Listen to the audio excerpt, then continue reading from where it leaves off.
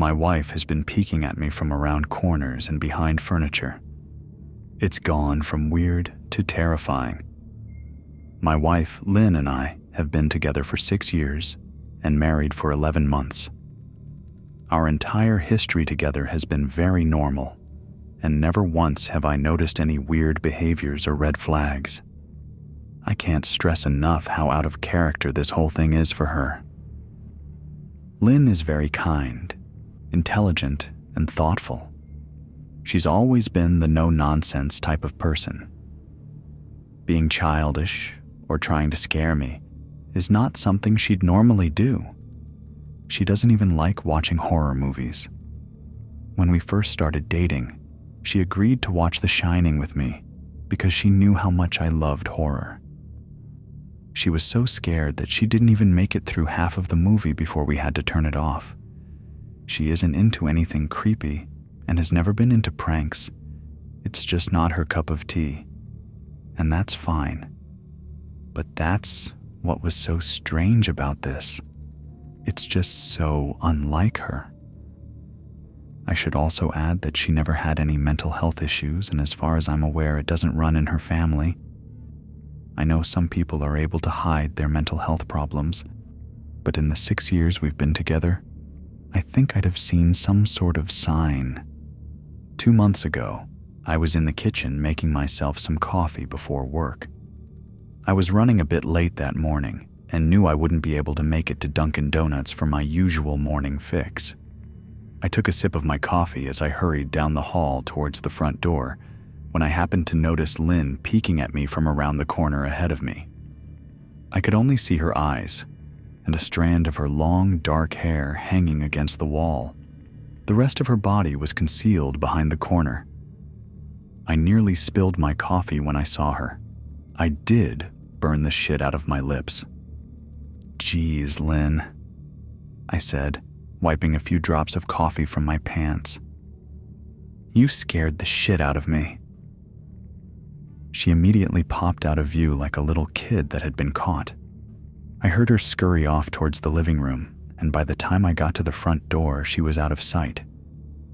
It was really weird, and just totally out of character for her, like I said. But I also found it kind of funny that she was being more playful and a little less serious. I shouted that I loved her and called her a weirdo. As I shut the door behind me, I heard her laughing. Her behavior was a bit odd, but it certainly wasn't something to call a priest over. I forgot about it by lunch, and by the time I got home, she was her normal self. I didn't bring it up, and neither did she, and life went on. The next incident happened 3 days later.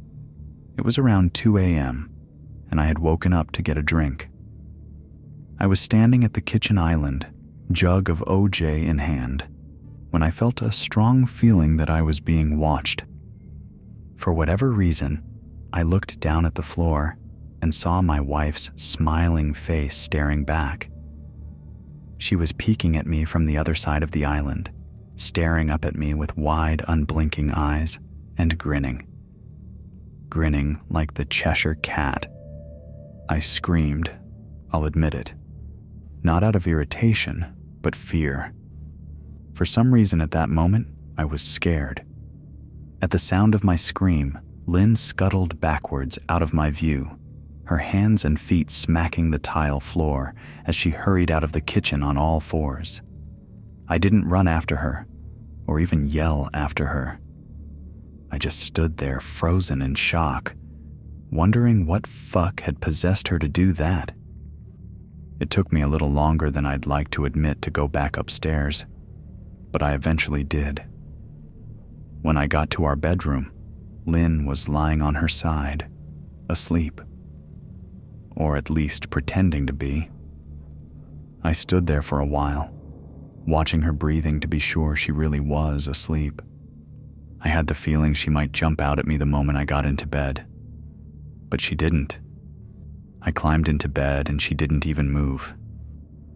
Her breathing was soft and deep, and I was starting to wonder if I'd dreamt the whole thing.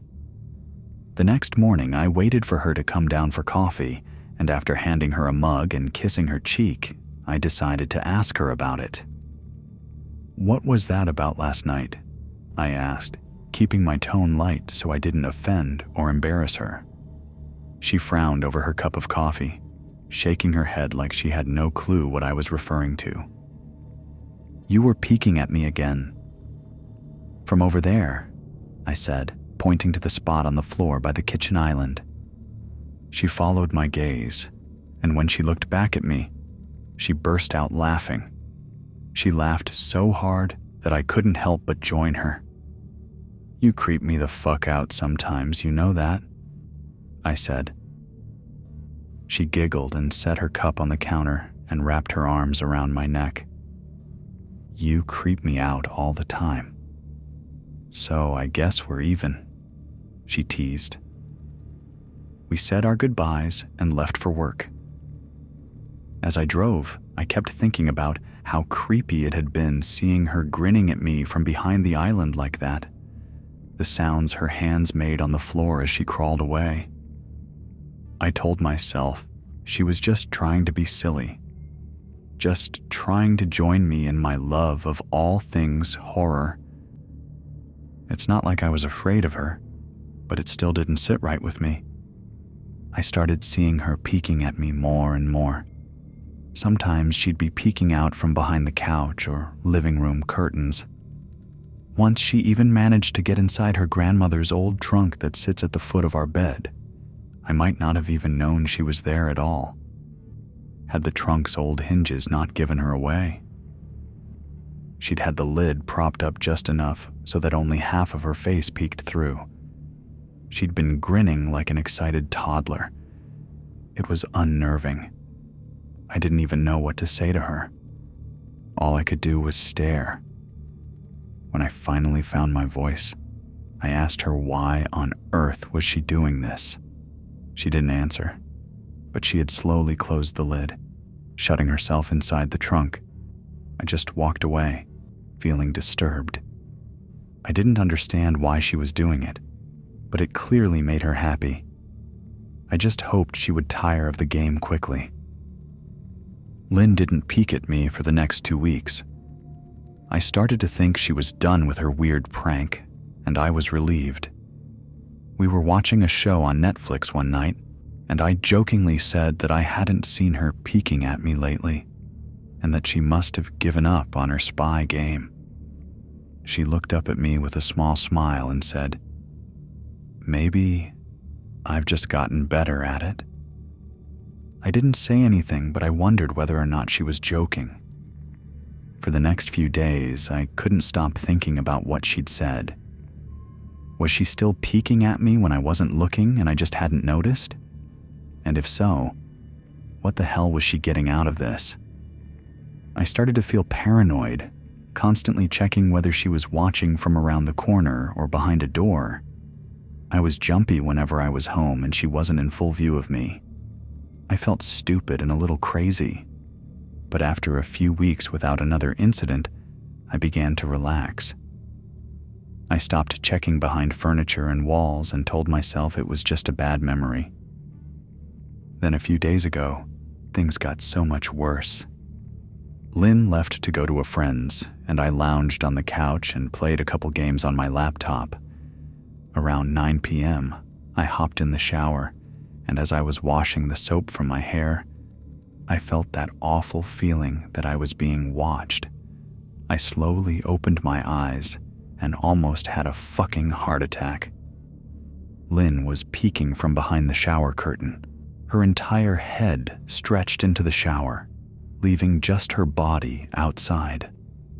Her long dark hair hung against the curtain, the ends dripping with water. Her mouth hung open in a terrible grin, eyes wide and red, as if she hadn't blinked in a while. I screamed and jumped back against the wall. She didn't move, nor did her smile waver. Her makeup ran down her cheeks in 2 black streaks. She looked giddy and completely deranged. I was fucking terrified. We stood like that for a few moments, neither of us saying a word. Finally, after what felt like forever, she slowly pulled her head back out of the shower, and I watched her blurry figure through the curtain as she moved backwards towards the bathroom door. A second later, the bathroom door slammed shut, hard enough to rattle the mirror. I screamed again and jumped out of the shower to lock the door. I stayed inside the bathroom for over an hour. Maybe I overreacted to some of you, but joke or not, I wasn't going to put up with the crazy shit anymore. That's what I kept telling myself as I paced in my bathroom, stopping to listen at the door every few minutes. Suddenly, I heard a muffled sound, and I pressed my ear against the bathroom door, straining to listen. I couldn't hear anything, but I envisioned Lynn standing on the other side of the door, giggling at her joke. I felt a surge of anger. I was beyond pissed at being made to feel scared in my own house and made to hide in the bathroom for an hour. All for what? Some joke? If it was a joke, it was an awful one. "What the fuck, Lynn?" I snapped. "This shit is getting really fucking annoying." I waited for her to apologize or to call me a jerk, but instead I heard a faint moan, so quiet I wondered if I heard it at all, and then complete silence. "Lynn?" I called out, not able to even hide the shakiness in my voice. I got no response, just my own heavy breathing. "I swear to God, just fucking stop it," I yelled, pounding my fist on the door. I waited for her to cuss me out, something I would expect from me talking to her like that. I never screamed at her before, but there was nothing, just the occasional drip from the shower head. I won't deny that I was scared, too afraid to open the damn door and face my own wife. I waited another 30 minutes or so, which feels like a fucking lifetime when you're scared. Finally, I decided I wasn't going to spend the night hiding in my bathroom, so I got down on my knees and peered under the door. I almost expected to see her face peeking back at me, but thankfully I didn't. I could see straight down the hallway to the top of the stairs, but no Lynn. I didn't know if I should be happy about that or not. I looked for a few minutes, waiting to see her head pop up over the top step, but it never came. I stood up, my hand hovering over the door, and mentally prepared myself to open it. I slowly turned the lock with shaky fingers and was about to yank it open when I heard a sound that still makes me feel nauseous when I think about it. A moan, louder than before, but this time I was able to tell just where it was coming from. I turned my head to the closet door as if in slow motion and locked eyes with my wife, who was peeking out at me from the slight gap. Her eyes were still wide as ever, and her mouth was hanging open in the most grotesque, gaping smile I'd ever seen. I didn't even scream. I was too scared for even that. Her hands were clasped to her chest, body trembling with sheer delight, as if she could barely contain her excitement. A short, raspy moan bubbled up from her throat, deep and raw, sending a shiver through my entire body. Somehow I found the ability to pull the bathroom door open and ran as fast as I could all the way down the steps, snagging my keys and phone from the table in the living room before running outside to my car. I could hear her shrill laughter behind me, but I didn't hear her getting closer. I didn't bother shutting the front door. I drove away from the house faster than I legally should have, shivering the entire time, either from fear or the cold. Maybe a little of both. I hadn't grabbed a coat or even a pair of shoes. I was still in my boxers and my hair was still damp. I drove straight to my brother Chris's house about 40 minutes away, ignoring any and every call and text I got. I didn't check my phone until I was safely parked in my brother's driveway. Lynn had called 4 times and sent a flurry of texts, all wondering where I'd gone and why I left like that. I threw my phone at the dash in a rage, furious at her nonchalant attitude. My brother and his wife were surprised to see me, especially dressed in just a pair of boxers, but told me to stay as long as I needed. Chris lent me some clothes and asked me what happened. I told him Lynn and I had a fight, but didn't get into the details. I didn't want him to think I was overreacting, leaving my wife over a prank, even if it was a strange one. I mean, hadn't I encouraged her for years to lighten up instead of being so serious all the time? I had wanted her to relax and loosen up, but this was definitely not what I'd had in mind. I tried to sleep on their sofa, but my brain wouldn't let me sleep. Every time I closed my eyes, I saw Lynn's face staring at me from inside the closet. Knowing she'd been in there with me the entire time made my skin crawl. She'd never left the fucking bathroom at all. Instead, she slipped inside the closet and slammed the bathroom door shut to fool me. The mere thought of going back home gave me anxiety. I tossed and turned, unable to sleep. Chris ended up giving me a sleeping pill, so I was able to get a little rest. My sleep was filled with terrible dreams, all of Lynn's smiling face. I woke up just as the sun started to rise. My sore body ached from the sofa, and I felt drained. I knew I'd have to call Lynn at some point, but I didn't know what to say to her. I wouldn't be going home unless she gave me her word she'd never do any more creepy shit.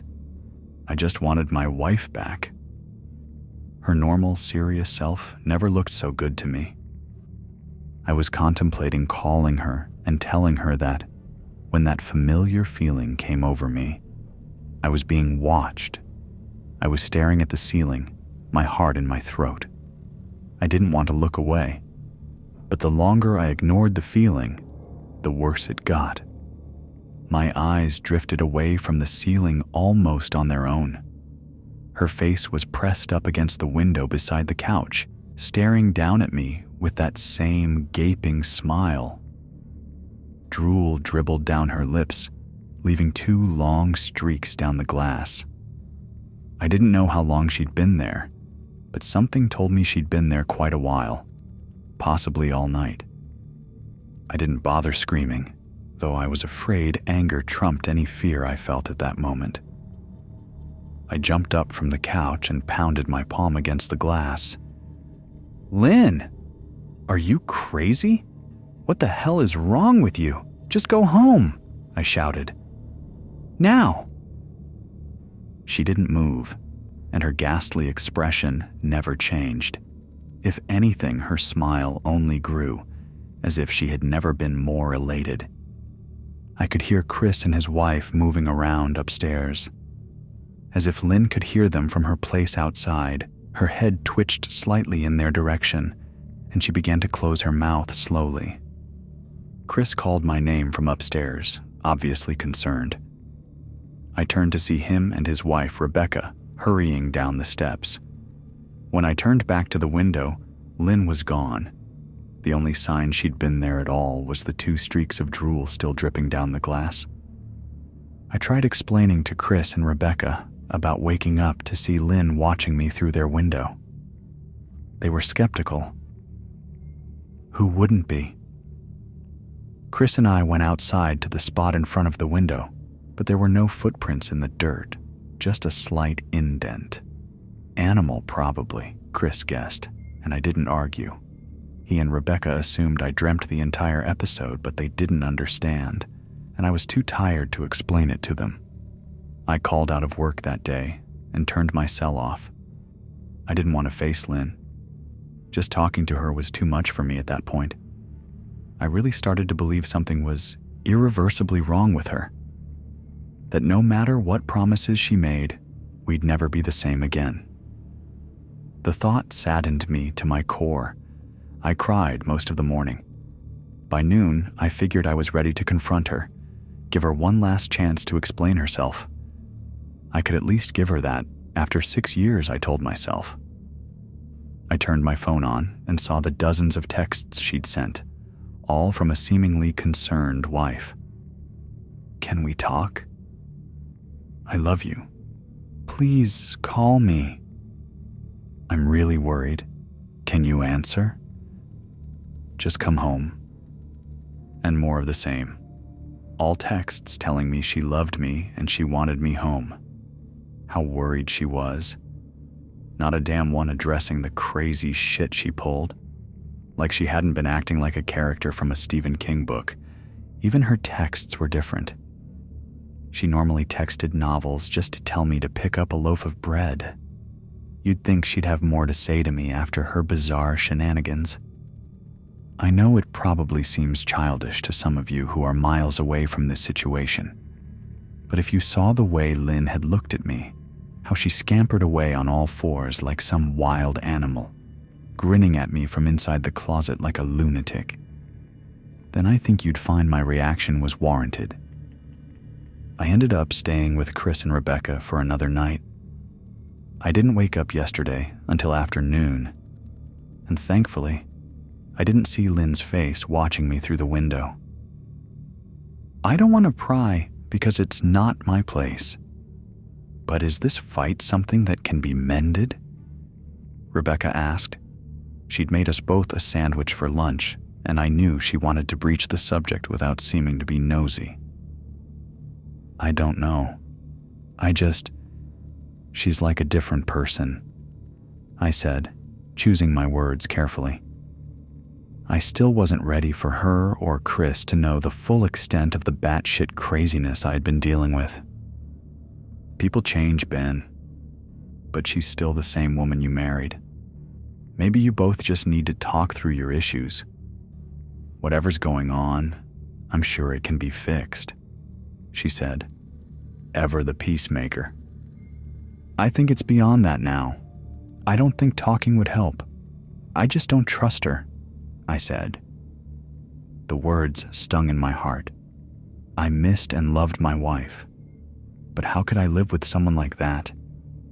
Living in constant fear didn't sound too appealing. Lynn loves you. She has to be absolutely crushed, she said. I don't know about that, I said. Well, she certainly seemed like it to me. I've never seen her so upset. Very much unlike the Lynn I know, Rebecca said, shaking her head sadly. It took a full minute for her words to really sink in, and when they did, I felt dread worming its way through my skin. Wait, what do you mean? You saw her? You saw Lynn? I asked, my mouth suddenly dry. Rebecca nodded casually as if that fact wasn't nightmare fuel. Maybe for her it wasn't. She stopped by this morning just after Chris left for work, she said, cleaning the plates from the table. I didn't see her car though. Maybe she took an Uber or something. Beck, what did she say? Did she come inside? I asked, sweat starting to break out on my forehead. I began looking around, examining corners as though a predator lurked behind them. Number. She just asked if you were awake yet, and I said that you weren't. I asked if she wanted me to wake you, but she said no. Just said to let you sleep, she said as she washed the dishes. That's all? She didn't say anything else? I asked. Number. She looked awful, though. Like she hadn't slept in days. I think you should call her. I got up from the table and thanked Rebecca for lunch. I felt a little bit better at the knowledge that at least she hadn't come inside. Still, I needed to double-check that the doors were locked. I sat for a while trying to figure out what to do next. I didn't want to go home, but I felt that I owed it to Lynn to help her if I could. Hadn't I sworn an oath to love and honor her through sickness and in health? Clearly she was very sick. If she was sick, which I truly believed she was, I had to try and get her the help she needed. But I didn't even know where to start. I didn't want to call the police, And besides, what the hell was I going to tell them? That my wife was peeking at me? That she was being creepy? As bizarre as she'd been, she still hadn't committed any crime. Not yet, anyway. The police would have probably said that I was overreacting. But this wasn't some prank. It felt wrong. Dangerous even. Like something sinister lurked beneath her smile. I knew as her husband I was well within my rights to have her committed. But what if she simply acted normal in their presence? She'd obviously been able to fool Rebecca into thinking she was just a concerned wife. As long as the doctors didn't find her a danger to herself or others, they'd have no choice but to release her after 72 hours. I felt lost and overwhelmed. So I did what any husband in my position would do. I called her mother. I didn't want to, believe me. Her mother, Marianne, and I were never on the best of terms. We'd never fought or anything like that. She just wasn't a very warm person and wasn't really easy to get along with. She hardly ever smiled, and when she did, only her lips would move into a thin-lipped smile, leaving her eyes as blank as before. She gave off this aura that felt like she was permanently on the offensive. I'd only met her twice, and both times were for such short visits. I got the impression she didn't approve of me for her daughter. Lynn always ushered us out quickly, as she didn't want me to feel uncomfortable, which I was grateful for. Being in her mother's company felt almost unbearable, like walking on glass. I was glad when we moved 3 states away so we didn't have to see her often. I was happy to avoid the woman, but I needed her help. I really didn't want to talk to her at all, but I had to talk to someone, and someone who knew Lynn better than I did. So I grit my teeth and did what I had to. "Yes?" she answered, already sounding irritated. "Marianne, it's me, Ben. Do you have a minute to talk?" I asked. I could hear her cluck her tongue in irritation.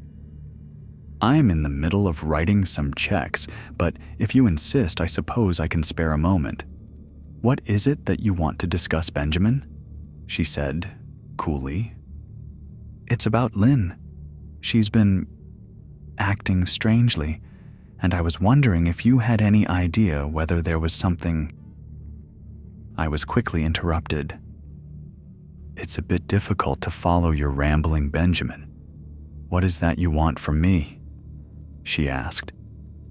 I could almost see her standing there in her thin sweater and slacks, tapping her fingernails impatiently on the table.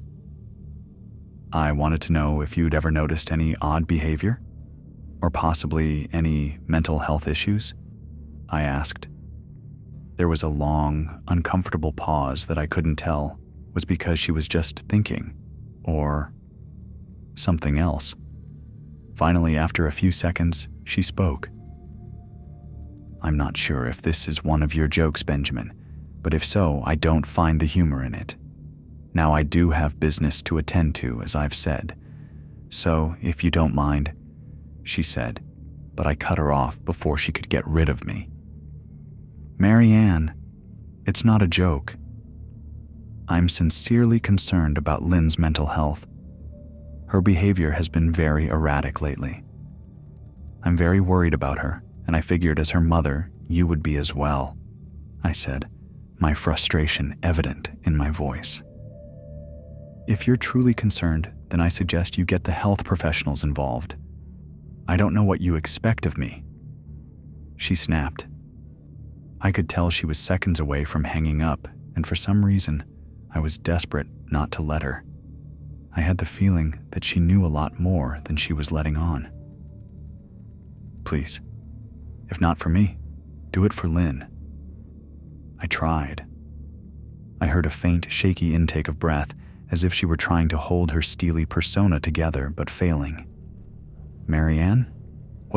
I started. "Benjamin, I don't know what to tell you. My only advice would be to seek professional help. Do not call here again. Goodbye." I tried to call out to her, but she'd hung up. I tried to wrap my head around the call and her refusal to help me. Even if she didn't like me, why wouldn't she want to help her own daughter? I couldn't understand that. I tried to replay the conversation, desperate to find something I missed. After a while, I almost gave up, until I remembered her last words to me. Seek professional help. She'd said those words with a bit of urgency. I could have just been grasping at straws, but no. I was sure her voice had changed ever so slightly when she'd said that, as if they were very important. What had she meant? I assumed she'd been referring to medical professionals, but maybe she was referring to someone else, someone that she didn't, for some reason, feel comfortable saying directly. Or maybe I was just desperate. I waited for Chris to get home, and after a very long and exhausting conversation with him and Rebecca, I convinced them that Lynn truly needed psychiatric help. I didn't tell them everything. I wasn't prepared to go into it yet, but I told them about our last encounter. How she'd hidden in the bathroom, peeking at me from the closet. They were obviously shocked, but thankfully, they believed me. They too just wanted to help her. Still, they didn't think it was all that serious. Weird, maybe, but not dangerous. They just kept saying that Lynn had to be playing some kind of weird joke. Maybe for YouTube? Rebecca offered, if only half-heartedly. Chris didn't think we should involve the police just yet.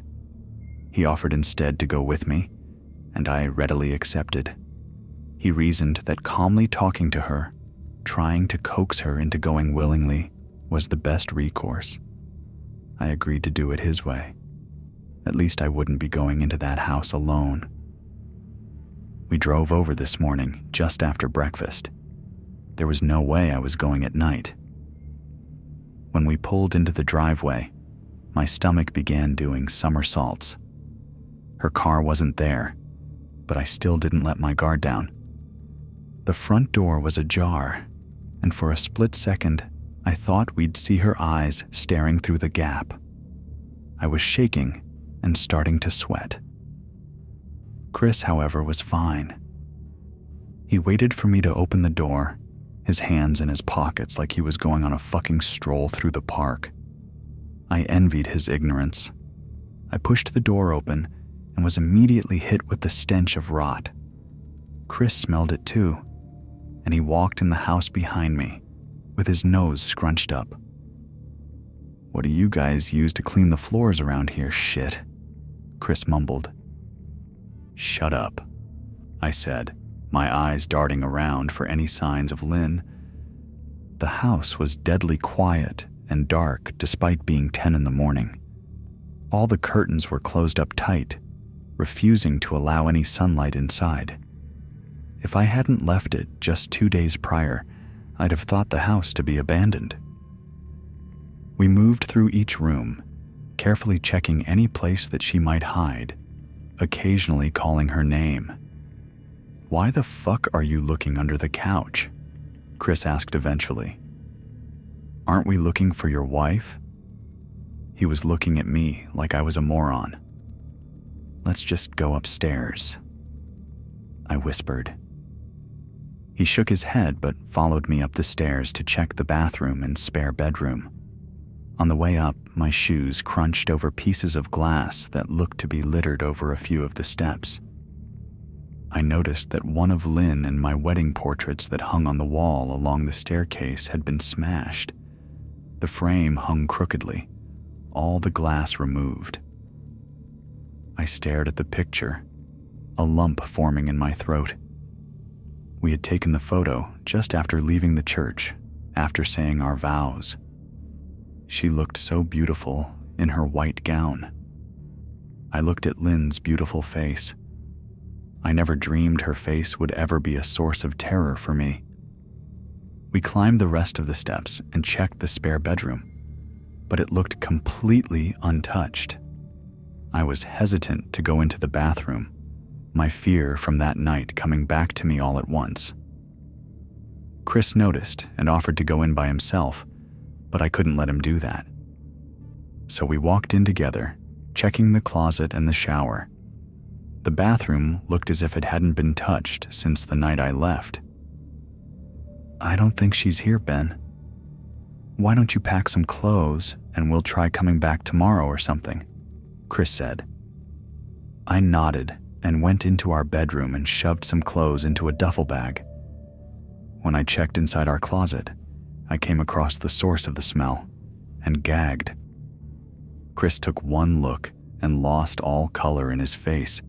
He had to go stand by the stairs to get away from the sight and smell.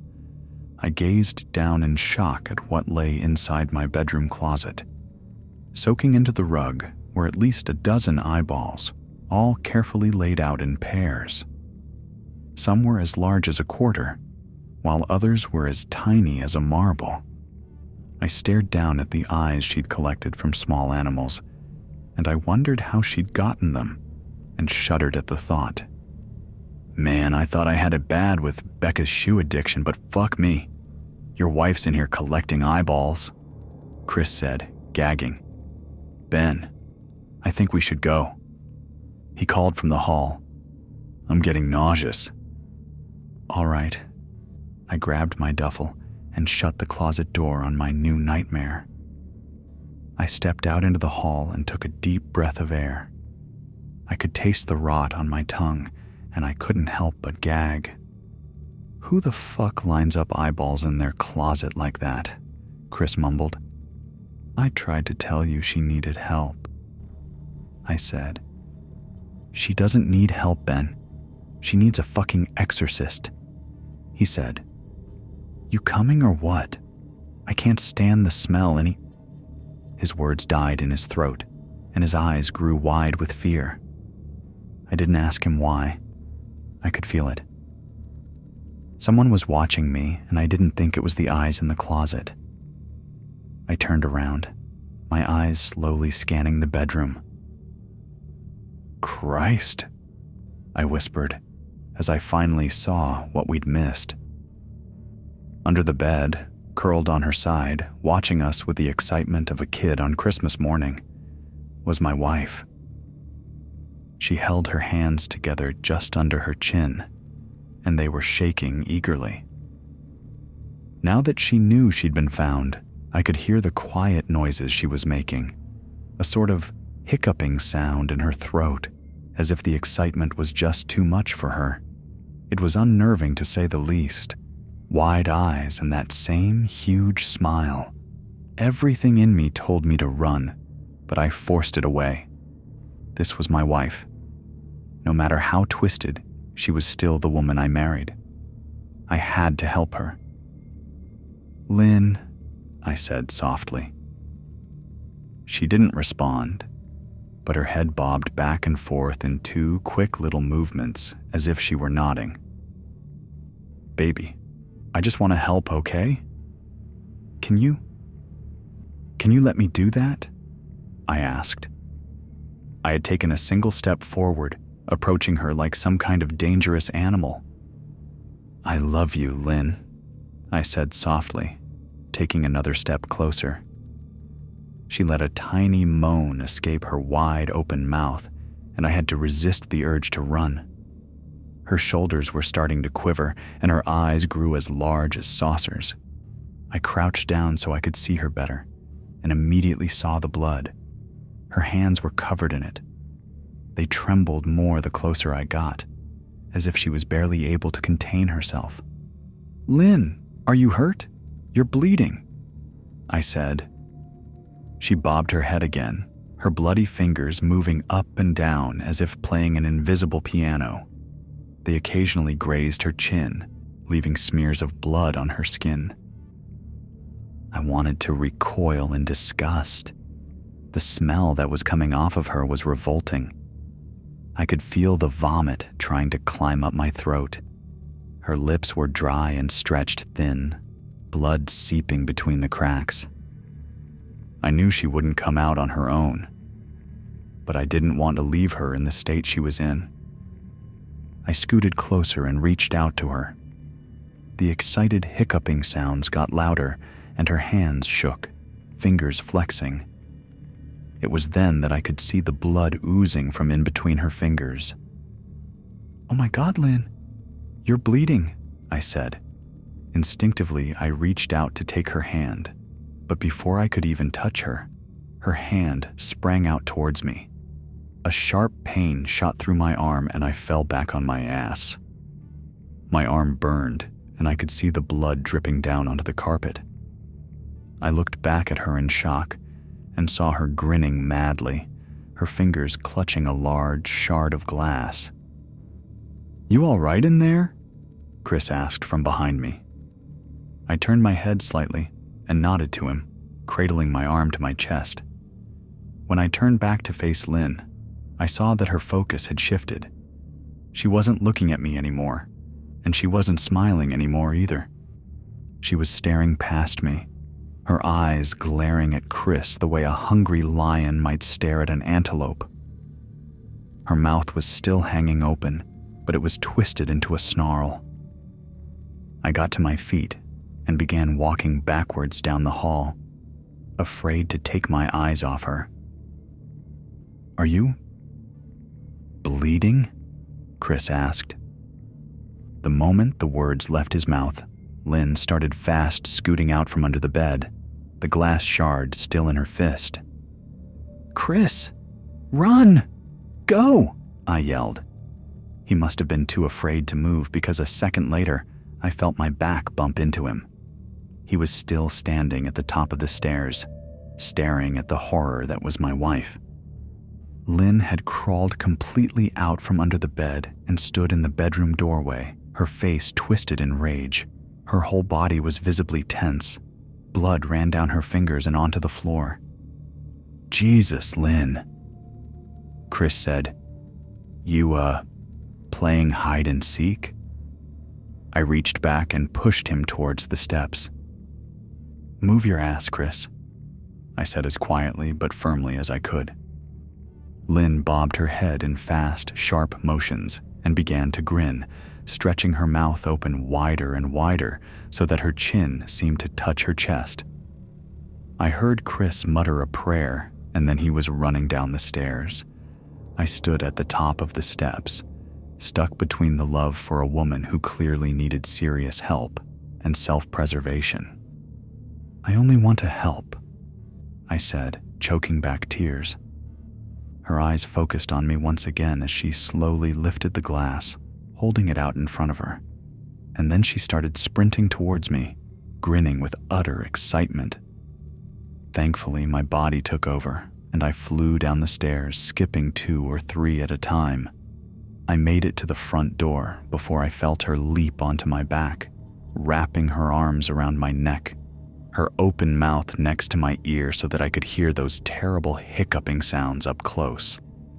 I shook her off me, knocking her to the floor.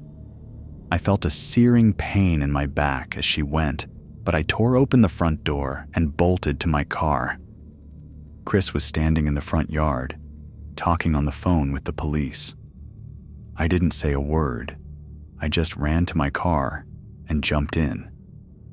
Chris took the hint and followed me, still on the line with 911. I watched the rearview mirror. Sure, I'd see her there, running after us, but I never did. I went straight to the ER and got 11 stitches in my arm and 3 on my back. The police asked a lot of questions and went back to the house to do a search. But of course, Lynn wasn't there. They advised me to stay with a friend or relative for a while and to file a restraining order as soon as I could, but none of those things would matter. Somehow, I just knew. I dropped Chris off at home and went to a motel an hour away. I wanted to put as much distance between me and Lynn as I could. This is where I've been for the last 4 hours. I thought maybe the police would find her. Maybe they'd get her the help she desperately needs. But now I don't think so, because 40 minutes ago I got a text from an unknown number. Just 3 words. I found you. And a picture attached. The picture was dark and grainy, but I instantly knew what it was. There was no mistaking my wife's eye. I started typing this out immediately after. I don't know what to do. I'm alone and scared, and I can't help but feel that I'm being watched.